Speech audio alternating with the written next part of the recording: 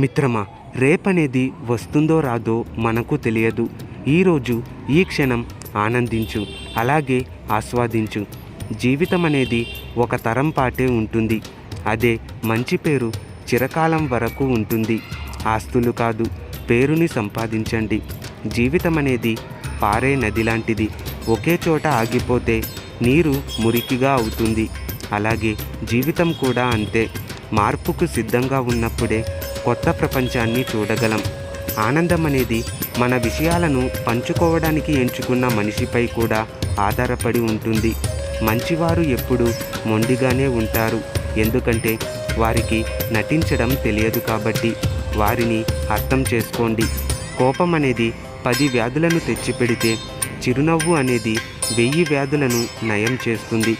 మనల్ని అర్థం చేసుకునే ప్రతి వ్యక్తి ఒక అద్దం లాంటి వాడే, ఎందుకంటే మనల్ని మనమే అందులో చూసుకుంటాం కాబట్టి. కాదంటారా?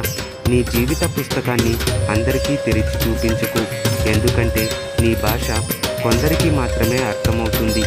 మనిషికి నాలుక ఒకటే, కానీ చెవులు మాత్రం 2. దీని అర్థం ఏంటో తెలుసా? తక్కువగా మాట్లాడు, ఎక్కువగా విను అని అర్థమైందనుకుంటా. డబ్బులు పొదుపు చేసేవాడి కంటే మాటలు అదుపు చేసేవాడే అత్యంత సంపన్నుడు. ధన్యవాదాలు.